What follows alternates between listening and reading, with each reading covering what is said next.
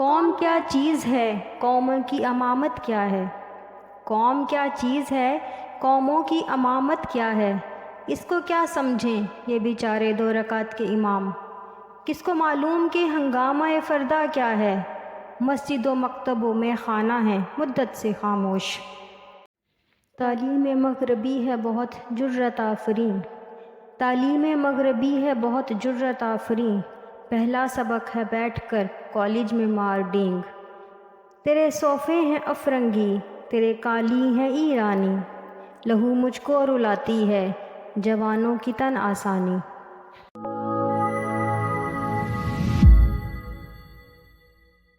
بسم اللہ الرحمن الرحیم۔ السلام علیکم۔ شاہرو ٹیکنالوجیز کے پلیٹ فارم سے میں ہوں عرفہ رشید عربی۔ آج میں حضرت علامہ محمد اقبال رحمۃ اللہ علیہ کے تصور تعلیم پر بات کروں گی۔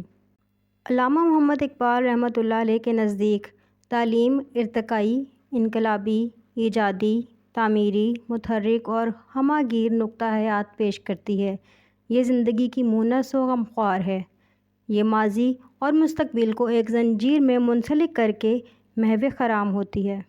یہ مایوسی، قنوطیت پرستی، ناانصافی اور خلفشار کو دور کر کے ارتقاء پذیر اور صالح معاشرہ کو جنم دیتی ہے۔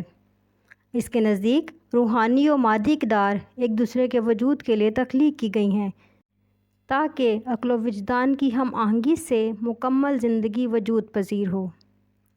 اس تعلیمی فلسفہ کے ذریعے ہی اقوام اپنے نصب العین، مقاصد حیات، تہذیب و تمدن اور اخلاق و معاشرت کا اظہار کرتی ہیں۔ یہی وجہ ہے کہ اقبال رحمۃ اللہ علیہ نے قومی زندگی کے اس اہم پہلو پر گہرا غور و خوض کیا ہے اور اپنے افکار کے ذریعے ایسی راہ متعین کرنے کی کوشش کی ہے جو ایک زندہ و جاوید قوم کی تخلیق کا باعث بن سکے۔ اقبال رحمۃ اللہ علیہ کی فکر اسلامی علم اور تحصیل علم کو جو مرتبہ اسلامی تصور حیات میں حاصل ہے وہ صحیح مختصر نہیں۔ رسول پاک صلی اللہ علیہ وآلہ وسلم پر جب وحی نازل ہوئی تو سب سے پہلے یہی کہا گیا کہ اقرا یعنی پڑھ۔ تخلیق آدم علیہ السلام کی گئی تو سب سے پہلے انہیں مختلف نام سکھائے گئے۔ ہم جب اقبال رحمۃ اللہ علیہ کے دور کا جائزہ لیتے ہیں تو اس وقت ہمیں دو نظام تعلیم پہلو بہ پہلو نظر آتے ہیں۔ ایک تو قدیم دینی نظام تعلیم تھا جو مذہبی مدارس میں رائج تھا اور صدیوں سے ایک ہی دھڑے پر چلا آ رہا تھا۔ وقت کے تقاضوں نے اس میں کوئی تبدیلی پیدا نہیں کی تھی۔ اس نظام میں مذہب، فقہ، فلسفہ، علم الکلام، ریاضی اور علم ہندسہ وغیرہ کی تعلیم دی جاتی تھی۔ دوسرا نظام تعلیم حکمران انگریز قوم کا رائج کردہ تھا جو لارڈ میکالے کی فکر کی پیداوار تھا۔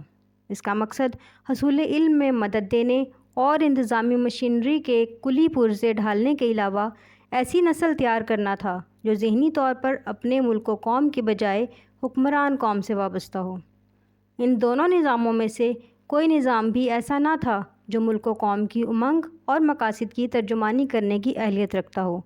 چنانچہ علامہ اقبال رحمۃ اللہ علیہ نے اس پر بھرپور تنقید کی ہے۔ قدیم طرز تعلیم پر تنقید کرنے کی وجہ مسلمانوں کے زمانہ بدلنے کے ساتھ ساتھ نظام تعلیم میں تبدیلی نہ کرنا تھی، کیونکہ یہ طرز تعلیم زمانہ قدیم کے لحاظ سے تو درست تھا لیکن بدلے ہوئے حالات کے ساتھ نہیں چل سکتا تھا۔ آپ رحمۃ اللہ علیہ کے مطابق اس نظام میں قرآن و حدیث کی تعلیم جس طریقے سے دی جاتی ہے وہ طلباء کو ارکان اسلام اور فقہی مسائل سے تو آگاہ کر دیتی ہے لیکن دین کی روح سے آشنا نہیں کرتی۔ مشاہدہ کائنات اور تسخیر کائنات کے مضامین کا ان کے نصاب سے کوئی تعلق نہیں۔ سائنس، فلسفہ اور ادب معاشرتی علوم کی اہمیت کو سمجھنے سے قاصر ہیں۔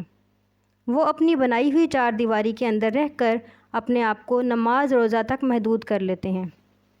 اس میں کوئی شک نہیں کہ اس نظام نے بڑے بڑے علماء مثلاً شاہ ولی اللہ رحمۃ اللہ علیہ اور شاہ اسماعیل رحمۃ اللہ علیہ پیدا کیے جو وقت کے تقاضوں اور جدید تعلیم کی اہمیت کو سمجھتے ہیں۔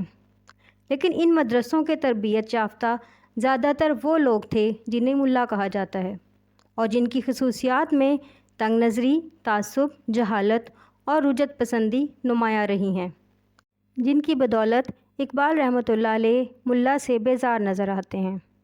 قوم کیا چیز ہے، قوموں کی امامت کیا ہے؟ قوم کیا چیز ہے، قوموں کی امامت کیا ہے؟ اس کو کیا سمجھیں یہ بیچارے 2 رکعت کے امام؟ کس کو معلوم کہ ہنگامہ فردا کیا ہے؟ مسجد و مکتبوں میں خانہ ہیں مدت سے خاموش۔ اقبال رحمۃ اللہ علیہ قدیم نظام تعلیم سے اس لیے بھی بیزار ہیں کہ ان کے خیال میں یہ نظام لوگوں کو ایک محدود دائرے میں بند رکھتا ہے، اس لیے دنیا میں کوئی انقلاب پیدا نہیں کر سکتا۔ اقبال رحمۃ اللہ علیہ اپنی تمام تر مایوسی کے باوجود عالموں کو دعوت دیتے ہیں اور ان سے توقع کرتے ہیں کہ وہ قوم کے نوجوانوں کی اصلاح اور صحیح تعلیم و تربیت کریں۔ آپ رحمۃ اللہ علیہ جدید تعلیمی نظام سے بھی نالاں تھے۔ ان کے نزدیک جدید نظام تعلیم کی بنیاد تاکل پرستی پر تھی، جس نے الحاد اور بے دینی پھیلانے کی بھرپور کوشش کی ہے۔ اس نے نہ صرف نوجوانوں کو بے ادب بنا دیا ہے بلکہ ظاہری نمود و نمائش پر جان دینے والا، عشرت پسند، تن آسان اور آرام طلب بنا دیا ہے۔ تعلیم مغربی ہے بہت جرأت آفریں، تعلیم مغربی ہے بہت جرأت آفریں، پہلا سبق ہے بیٹھ کر کالج میں مار ڈینگ، تیرے صوفے ہیں افرنگی، تیرے کالی ہیں ایرانی، لہو مجھ کو رلاتی ہے جوانوں کی تن آسانی۔ اقبال رحمۃ اللہ علیہ کے نزدیک تعلیم کا مقصد و منتہا یہ ہے کہ انسان کی تمام پوشیدہ صلاحیتوں کو اجاگر اور ان سب طاقتوں کو بیدار کیا جائے جو قدرت نے اس کے اندر ودیعت کر رکھی ہیں۔ وہ چاہتے ہیں کہ تعلیم اور دوسرے شعبۂ زندگی کا چولی دامن کا ساتھ ہو۔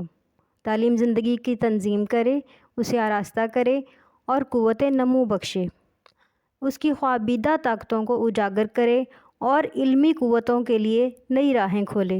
اس کے ساتھ ساتھ تعلیم کے ذریعے ان صفات کو پیدا کیا جائے جیسے خودی، عشق و عقل، فکر، تقدیر، جستجو وغیرہ۔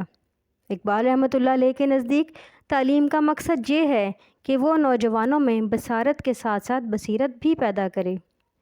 دل بینا بھی کر خدا سے طلب، دل بینا بھی کر خدا سے طلب، آنکھ کا نور دل کا نور نہیں۔ آپ رحمۃ اللہ علیہ کے نزدیک تعلیم ادراک ہستی کرنے کا نام ہے۔ ان کے نزدیک عقلی اور وجدانی علم باہم متصادم نہیں ہیں، بلکہ دونوں مل کر ہی ایک صحیح نظام تعلیم کو مرتب کر سکتے ہیں، کیونکہ علم روحانیت سے بیگانہ ہو تو بے فائدہ ہے اور وہ انسانیت کی کوئی خدمت نہیں کر سکتا۔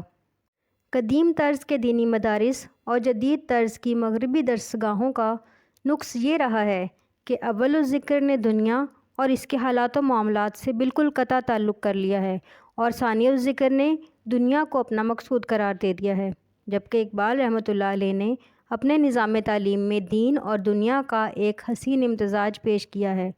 تعلیم نسواں کا ذکر کرتے ہوئے اقبال رحمۃ اللہ علیہ کہتے ہیں کہ عورتوں کو دینی تعلیم ضرور حاصل کرنی چاہیے۔ بیگانہ رہے دین سے اگر مدرسہ زن، بیگانہ رہے دین سے اگر مدرسہ زن، ہے عشق و محبت کے لیے علم و حذر موت۔